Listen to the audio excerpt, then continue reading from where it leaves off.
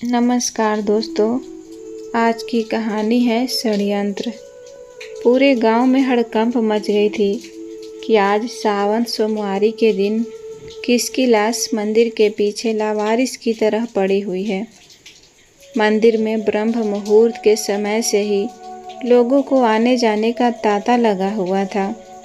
कई लोग उस मंदिर की परिक्रमा सुबह के उजाला होने से पहले ही कर रहे थे, लेकिन उन्हें पता ही नहीं चला था कि मंदिर के पीछे ऐसा कुछ भी है।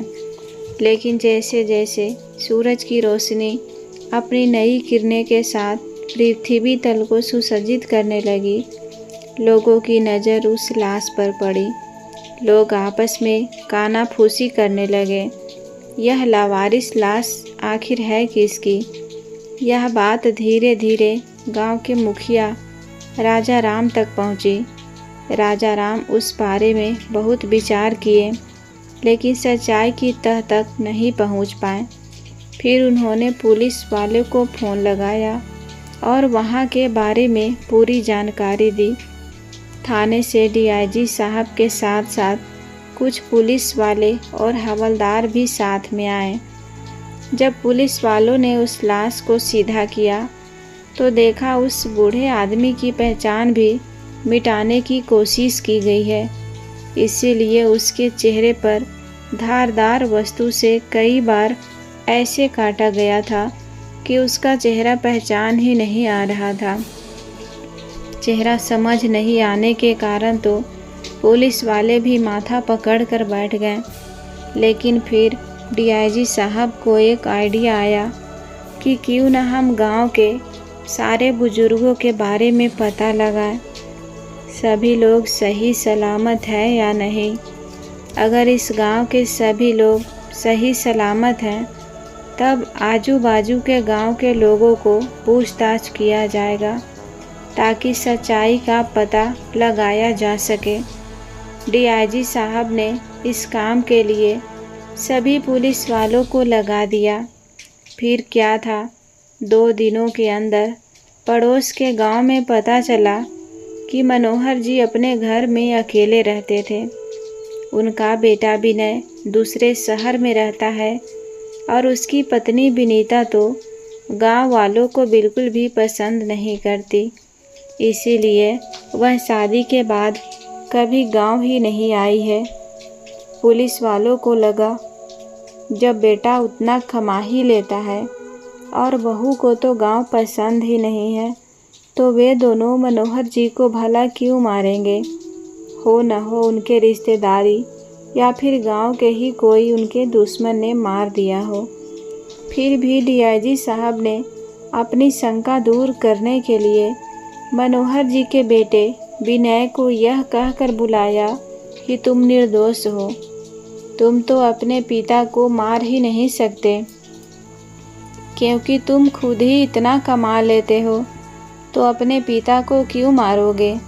और तुम्हारी पत्नी जब गांव और गांव वालों को पसंद ही नहीं करती, तो मुझे नहीं लगता कि उसने भी ऐसी हरकतें की होगी।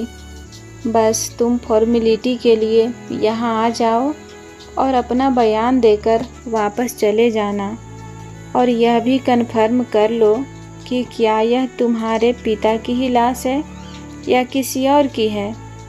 विनय डीआईजी साहब की बातें सुनकर खुश हो गया और अपनी पत्नी के साथ गांव पहुंच गया अपना बयान देने के लिए। डीआईजी साहब ने जब विनय से उसके पिता के बारे में पूछना शुरू किया तो उसकी जुबान लड़खड़ाने लगी।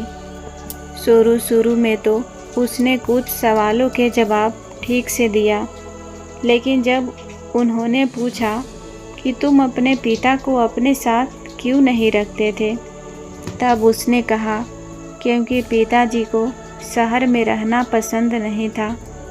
और यह पूछा गया कि तुम उनके लिए हर महीने कितने रुपए भेजते थे और उनकी सुविधाओं के लिए क्या क्या करते थे, तब उसने माथे से पसीना टपकने लगा।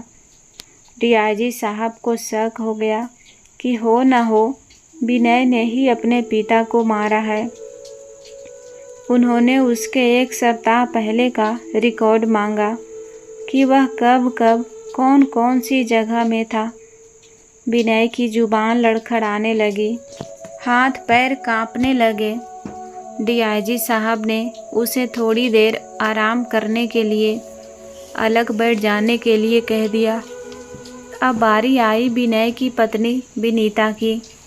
पुलिस वाले ने जैसे ही विनीता के सामने अपना डंडा चमकाता हुआ आया, वह थर थर कांपते हुए कहने लगी, सर, हमने बाबूजी को नहीं मारा, हमने तो सिर्फ उनका गला दबाया था।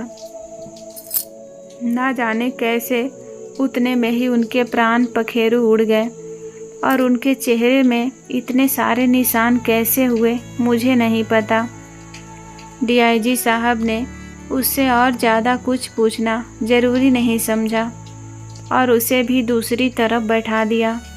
फिर डीआईजी साहब ने विनय को अपने पास बुलाया और बोले, देखो बेटा विनय, अगर तुमने इस मर्डर केस के बारे में पूरी जानकारी दी तो हम तुम्हें या तो इस केस से पूरा ही छुटकारा दिला देंगे या फिर कम सज़ा दिलवाएंगे, वरना अगर हमें सच्चाई तक पहुंचने में जितनी ज़्यादा मशक्क़त करनी पड़ेगी उतनी ही ज़्यादा दिनों की सज़ा मिलेगी। और अगर तुमने आसानी से बता दिया कि तुम्हारे पिताजी की मौत कैसे हुई थी और उन्हें तुमने कैसे मारा और इस लाश को यहाँ तक लाने तक का सफ़र कैसे तय किया, पूरा विस्तार से, वह भी पूरी ईमानदारी से बताओगे तो तुम्हें कम से कम सज़ा दिलवाने की कोशिश करेंगे, वरना सोच लो, जेल में मार तो खाओगे ही और आजीवन कारावास की सज़ा मिलेगी सो अलग। शायद हो सकता है तुम्हें फांसी की सज़ा भी सुना सकते हैं। इसीलिए तो मेरी बात मानो और सारी बात सही सही बता दो। विनय भी पुलिस वालों की बात में आ गया और बोला, मैं और विनीता दोनों एक ही कंपनी में काम करते थे। मैंने जिस दिन उस कंपनी में कदम रखा था उसी दिन लेट हो गया था। मुझे मालूम नहीं था कि डायरेक्टर सर का केबिन किधर है। उस दिन विनीता ने ही मेरी मदद की थी। उसी ने मुझे लिफ्ट से डायरेक्टर सर के केबिन तक पहुंचाया था और वह अपने क्षेत्र में चली गई। मैं तो मंत्रमुग्ध सा विनीता को ही देखता रहा। मुझे ध्यान ही नहीं रहा कि मुझे डायरेक्टर सर के पास अपना ज्वाइनिंग लेटर जमा करके उसी दिन अपना काम भी समझना था कि मुझे क्या करना है। डायरेक्टर सर ने 3 बार बेल बजा दिया था, लेकिन मुझे ध्यान ही नहीं रहा कि मुझे उनके पास जाना है। फिर वहाँ के गार्ड ने मुझे झकझोरते हुए कहा, ओए मिस्टर, कहाँ खोए हुए हो? सर ने 3 बार बेल बजा दिया है और तुम हो कि यहाँ से उठने का नाम ही नहीं ले रहे हो। बड़े विचित्र आदमी जान पड़ते हो। क्या हो गया है तुम्हें? तुम नौकरी करने ही आए हो ना, या फिर टाइम पास करने? तभी मैं जल्दी से उठा और उस तरफ भागा जिधर डायरेक्टर सर का केबिन था। सर ने जो भी सवाल किया मैंने पूरा निर्भीक होकर जवाब नहीं दिया, क्योंकि मेरे ख्यालों में बार बार विनीता आ जाती थी। सर को लगा मुझे घबराहट हो रही है, इसीलिए मैं हकला रहा हूँ। इसीलिए उन्होंने मुझे पानी का गिलास दिया। इस समय विनीता इठलाती बलखाती सी डायरेक्टर सर के केबिन में उनका परमिशन लेकर आ गई। मैंने जैसे ही उसे देखा, मेरे हाथ से पानी का गिलास छूटकर ज़मीन पर गिर पड़ा। विनीता ने देखा, अरे यह तो वही लड़का है जिसकी उसने लिफ्ट में मदद की थी और सर के ऑफिस तक भी पहुंचा दिया था। लेकिन इससे क्या हो गया जो पानी का गिलास ही गिरा दिया? उसने बाहर खड़े वॉचमैन को बुलाया और वहां से कांच के सारे टुकड़े उठाने के लिए कहा और पानी को पोंछने के लिए कहा। डायरेक्टर सर ने उसे बाहर जाने के लिए कह दिया और विनीता से बोला, हाँ तो विनीता बताओ, क्या कहना चाहती थी? उन दिनों विनीता कंपनी के मैनेजमेंट का काम देखती थी। उसने सर को बताया कि इस बार उनकी कंपनी का प्रोडक्शन काफ़ी अच्छा हो रहा है। इस बार कंपनी का प्रोग्रेस हो रहा है, इसीलिए इस वर्ष सभी कर्मी को बोनस के रूप में होली के त्यौहार में कुछ रुपए या कुछ गिफ्ट दिया जाना चाहिए, जिससे वर्कर्स और भी ज़्यादा खुश होकर काम करेंगे। विनीता का सुझाव डायरेक्टर सर को बेहद पसंद आया। उन्होंने अपने ट्रस्टी मेंबर को बुलाया और मीटिंग की और उसने निर्णय लिया गया कि सभी वर्कर्स को गिफ्ट दिया जाएगा, क्योंकि अगर पैसे देंगे तो कोई कुछ में खर्च कर ही देगा, और अगर सामान खरीद कर देंगे तो उसे वे लोग यादगार के रूप में कई दिनों तक उपयोग में लेंगे। यह गिफ्ट उन लोगों के लिए था जो 1 वर्ष से अधिक समय तक काम कर रहे हैं, और जो लोग 1 वर्ष से कम समय तक काम कर रहे हैं उन्हें केवल 500 रुपये दिए जाएंगे, ताकि कम से कम अपने परिवार वालों के लिए मिठाई लेकर तो जा ही सकते हैं। विनय को तो केवल 15 दिन ही हुए थे उस कंपनी में काम करते हुए, और होली का त्यौहार आ गया था। लेकिन इत्तेफाक कहो या किस्मत का खेल, विनीता ने अपने स्टाफ में जितने वर्कर्स काम करते थे उन लोगों की गिनती से 1 गिफ्ट ज़्यादा मंगवा लिया। जब सभी लोगों को उसके बॉस ने अपने हाथों से गिफ्ट दिया तो विनीता ने आश्चर्य का ठिकाना ना रहा कि 1 गिफ्ट कैसे ज़्यादा हो गया। उसने उस गिफ्ट को विनय को दे दिया, क्योंकि उस समय विनय विनीता के पास ही खड़ा था और वह उसे विश्वास पात्र भी मानने लगी थी, क्योंकि एक दिन विनय ने अपने ईमानदारी को ऐसे परिचय दिया था। वह छुट्टी के बाद अपने घर जा रहा था। उसने जैसे ही अपनी गाड़ी निकाली, एक सोने की अंगूठी उसकी गाड़ी के पास उसे गिरा हुआ मिला। उसने तुरंत उस अंगूठी को डायरेक्टर सर के पास लेकर गया और बताया कि यह अंगूठी किसका है जो मेरी गाड़ी के पास गिरा हुआ था। डायरेक्टर सर विनय से खुश होकर उसे मैनेजर के पद पर रख लिया, और जो 1 गिफ्ट एक्स्ट्रा आ गया था उसे विनय को दे दिया गया। इस प्रकार विनय को विनीता भी पसंद करने लगी। अब रोज़ ही विनीता और विनय एक साथ कंपनी जाते और वापस अपने घर आ जाते।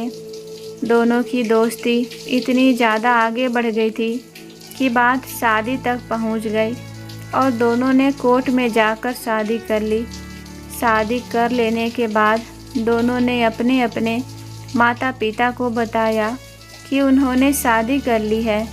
तो विनीता के माँ बाप तो मान गए, क्योंकि वे लोग शहर में रहते थे और खुले विचार वाले थे। लेकिन विनय के माँ बाप गांव में रहते थे, इसीलिए उन लोगों की सोच थी कि वे लोग अपने बेटे की शादी अपने ही जाति, अपने ही बिरादरी की लड़की से करेंगे। इसीलिए उन्होंने इसका विरोध किया और गुस्से में विनय से कह दिया था कि अगर हम मर भी जाएंगे फिर भी तू हमें कंधा देने मत आना। इस बीच विनय की शादी के 4 साल बाद विनय की माँ सुमित्रा देवी की कैंसर की बीमारी के कारण मृत्यु हो गई। दूसरे के कारण विनय ने अपनी माँ की लाश को हाथ भी नहीं लगाया और अंतिम दर्शन करने भी नहीं आया, क्योंकि विनीता को अपने सास ससुर के प्रति बहुत गुस्सा था कि उन्होंने अपनी बहू का तिरस्कार किया था। बस यही बात उसके मन की अग्नि को शांत नहीं होने दे रही थी। वह जब से शादी करके विनय की ज़िंदगी में आई थी, मन ही मन कई षड्यंत्र रचती कि दोनों बूढ़े बुढ़िया को कैसे ठिकाने लगाया जाए। लेकिन सुमित्रा देवी की मृत्यु के बाद उसे अपार शांति का अनुभव हुआ कि चलो कम से कम एक बला तो टली। उसके लिए उसे कुछ भी नहीं करना पड़ा। लेकिन वह मनोहर जी से भी जल्दी से जल्दी छुटकारा पाना चाहती थी, लेकिन कैसे वह समझ नहीं पा रही थी। तिगड़म तो बहुत लगाती थी, लेकिन अंजाम देने में असमर्थ नहीं हो पाती थी। फिर उसने टीवी पर क्राइम वाला सीरियल देखना शुरू किया कि शायद वहाँ से उसे मर्डर के कुछ प्लान मिल जाए, लेकिन वहाँ ऐसे ऐसे खतरनाक मर्डर के बारे में दिखाए जाते थे कि उसकी भी रूह कांप जाती थी। फिर उसने एक सीरियल देखा। उसमें नौकर अपने मालिक को सेब के साथ ढेर सारे सेब के बीजों को पीसकर पिला देता है, जिसके कारण उसे मालिक की मृत्यु हो जाती है। यह आइडिया विनीता को सबसे आसान और सटीक लगा। उसने ऐसा किया भी। दोनों पति पत्नी गांव में जाकर मनोहर जी के साथ रहने का नाटक करने लगे। विनीता ने भी अपने ससुर के घर पहली बार कदम रखा था और अपने ससुर के पैरों में गिरकर माफ़ी मांगने लगी। उसने रोते गिड़गिड़ाते हुए कहा, बाबूजी, गलती तो आपके बच्चों से बहुत बड़ी हुई है और उसकी माफ़ी पश्चाताप के अलावा कुछ हो ही नहीं सकती। इसीलिए हमें माफ़ कर दीजिए बाबूजी। कहकर उसने इतनी मासूमियत से माफ़ी मांगा कि कोई पत्थर दिल इंसान भी पिघल जाए। मनोहर जी तो फिर भी एक दयालुता और प्रेम से भरे गुब्बारे थे, इसीलिए वह तो सहज ही बेटे बहू के प्रेम रूपी नदी में गोते लगाते रह गए। अब बहू विनीता रोज़ सुबह मनोहर जी के लिए गर्मा गर्म नाश्ता बनाकर खिलाती, चाय पिलाती और दोपहर में सेब का जूस बना कर देती। शाम को भी जूस देती। बेटा घर के गाय और बकरियों की देखभाल करता और खेत में लगे फसल पर रोज़ ही जाया करता और मनोहर जी को आकर बताता। इस प्रकार मनोहर जी तो बेटे बहू के द्वारा सेवा और मान सम्मान पाकर निढाल हुए जा रहे थे। बेटे बहू के साथ रहते हुए उन्हें इतना आनंद आता कि वह अपने पुराने सारे दुख भूल चुके थे कि बहू ने उन्हें पहले किस प्रकार अपमानित किया था। समय धीरे धीरे बढ़ रहा था। समय के साथ साथ मनोहर जी के स्वास्थ्य में भी गिरावट आने लगी। यह देखकर विनीता मन ही मन बहुत खुश हो रही थी कि चलो उसका प्लान काम कर रहा है। अब विनीता रोज़ रोज़ सेब के बीजों की मात्रा बढ़ा कर जूस बनाती ताकि मनोहर जी जल्दी से जल्दी इस दुनिया से चल बसे। लेकिन मनोहर जी दयालु किस्म के इंसान थे, इसीलिए वह नहीं पीते थे, बल्कि अपने कई वर्षों से काम कर रहे दीनू काका को रोज़ पिला दिया करते थे ताकि उनके स्वास्थ्य में सुधार हो सके। और मनोहर जी की तबीयत खराब मौसम बदलने के कारण हुई थी। उसी को विनीता ने अपने प्लान का हिस्सा मान लिया था और मन ही मन खुश हो रही थी। एक रात विनीता ने देखा कि मनोहर जी अपने बिस्तर के पास नीचे गिरे हुए हैं।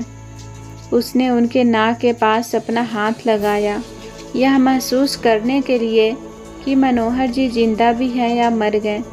जब उन्होंने पानी कहा तो उसने उन्हें पानी देने के बजाय उनका गला दबा दिया।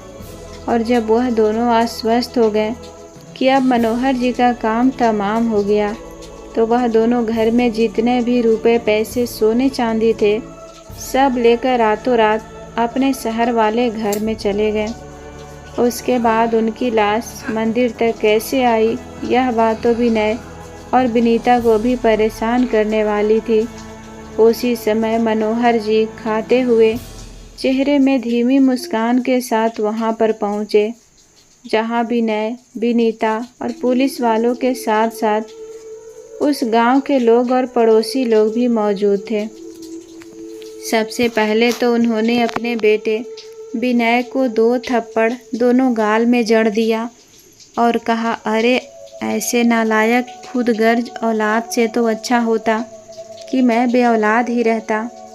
डीआईजी साहब, विनय ने जहाँ तक कहानी सुनाई उसके आगे की कहानी मैं सुनाता हूँ। दीनू काका के पिताजी भी मेरे दादा के ज़माने में हमारे घर में काम करते थे।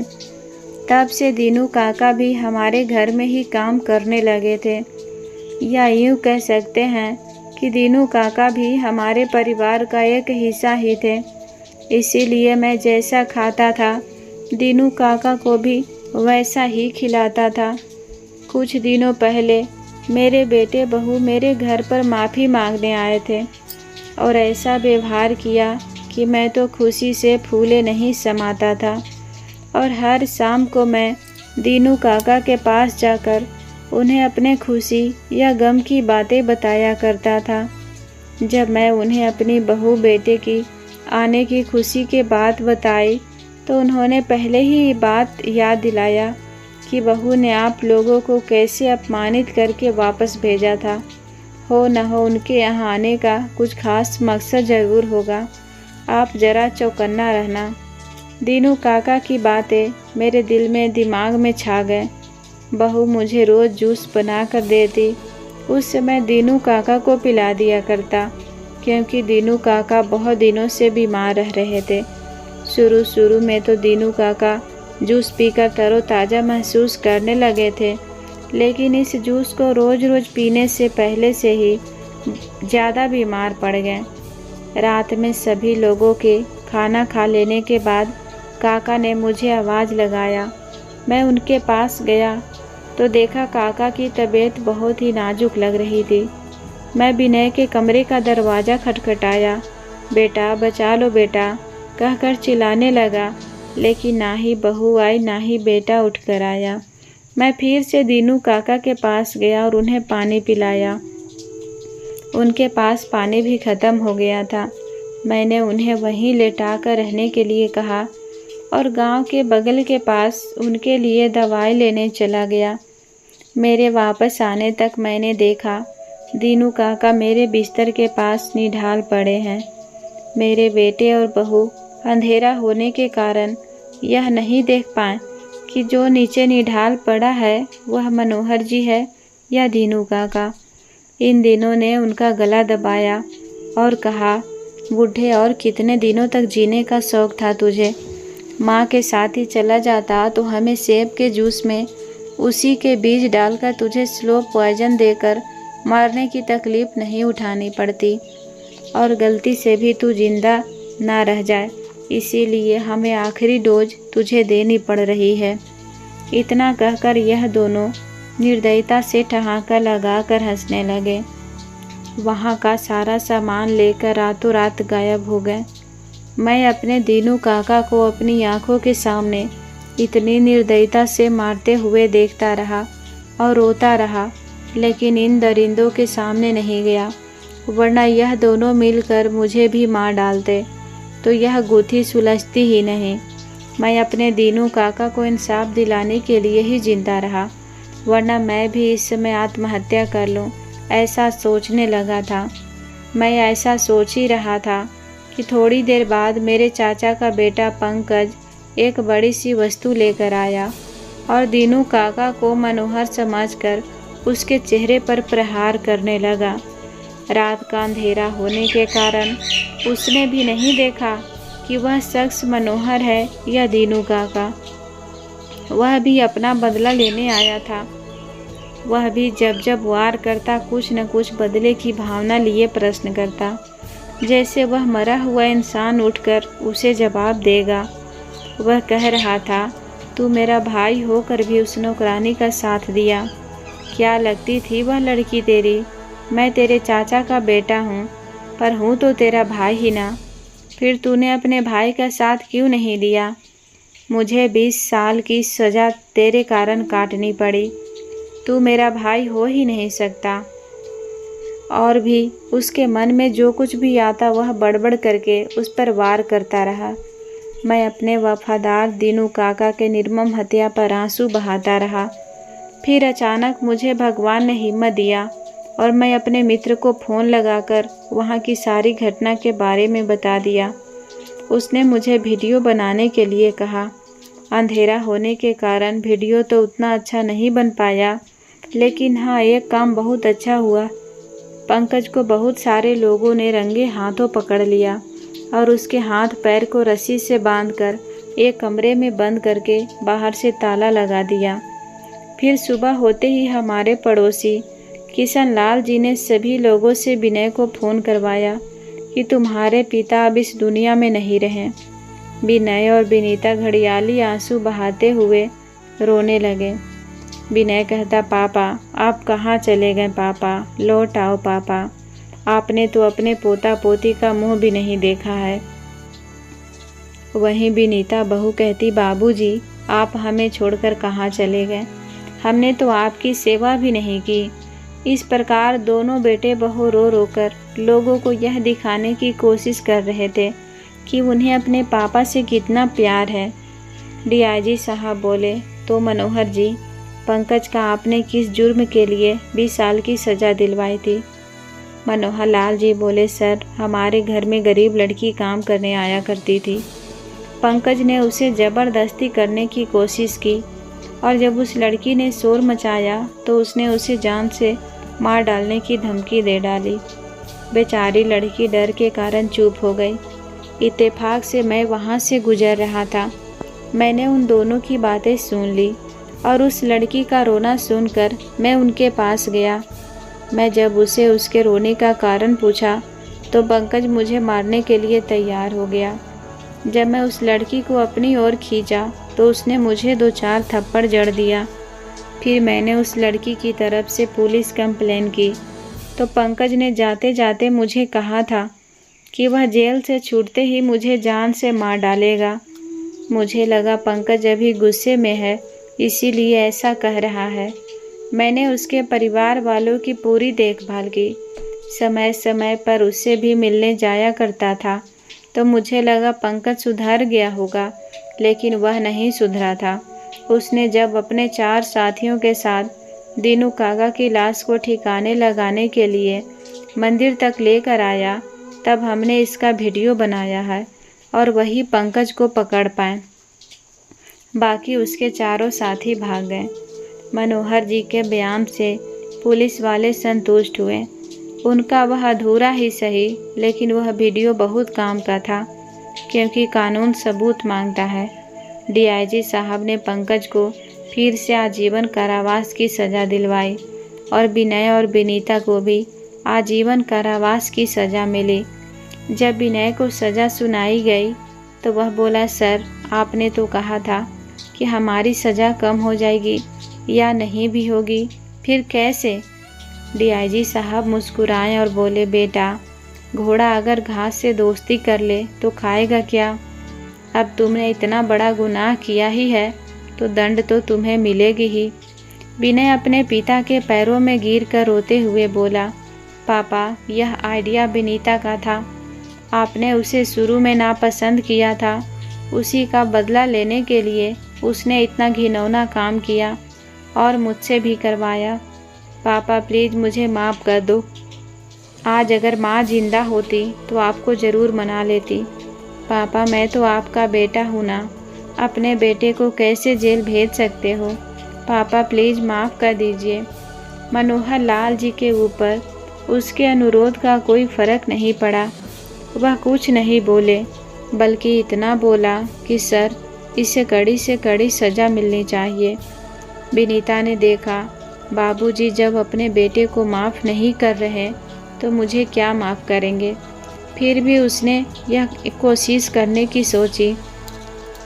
उसने भी मनोहर जी से माफ़ी मांगते हुए कहा, बाबूजी मुझे माफ़ कर दीजिए, मुझसे बहुत बड़ी गलती हो गई। मनोहर जी बोले, हाँ बहू तुम्हें माफ़ कर दूँगा। मनोहर जी की ऐसी बातें सुनकर विनीता आश्चर्यचकित रह गई। वह खुश होकर अपने ससुर जी की ओर देखने लगी और बोली, सच में बाबूजी? मनोहर जी बोले, हाँ बहू, लेकिन मेरी एक शर्त है।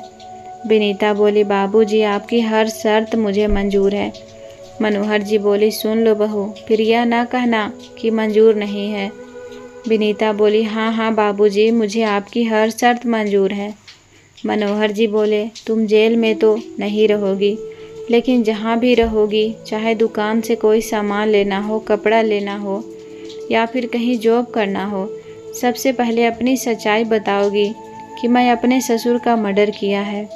मैं कानून अपराधी हूँ, लेकिन मैं जेल नहीं जाना चाहती। यह 3 वाक्य हर जगह बोलना और एक बड़ा सा पोस्टर अपने आगे पीछे लगाकर घूमना होगा, तभी तुम्हें जेल नहीं जाना पड़ेगा। अगर सब मंजूर है तो ठीक है, वरना तुम्हें विनय से भी ज़्यादा कड़ी सज़ा मिलेगी और जेल से कभी बाहर नहीं आ पाओगी।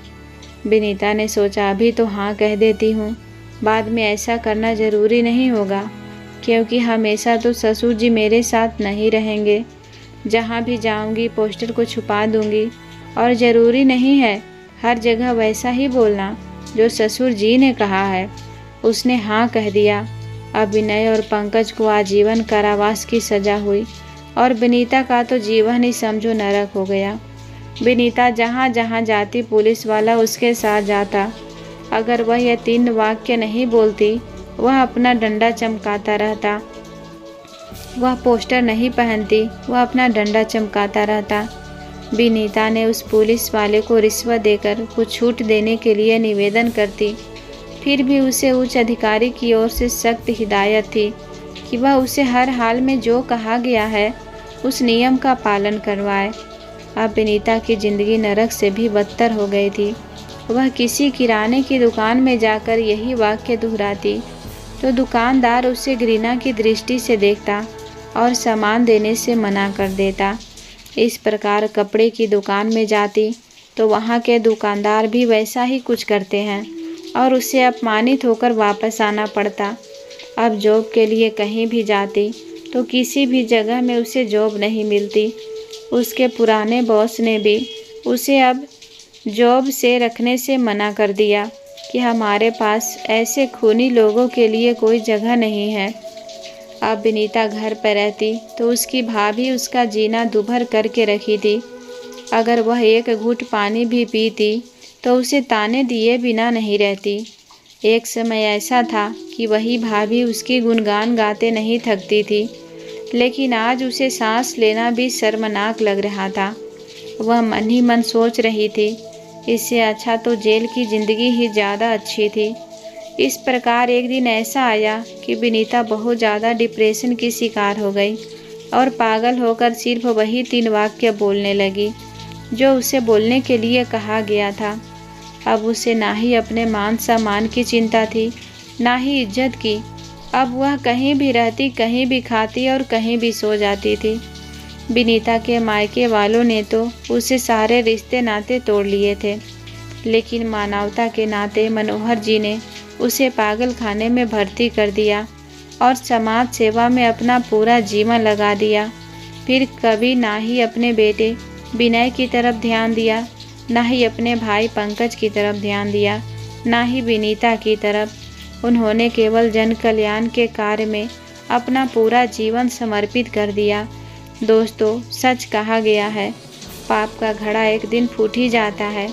वैसा ही हुआ विनीता, विनय और पंकज के साथ भी।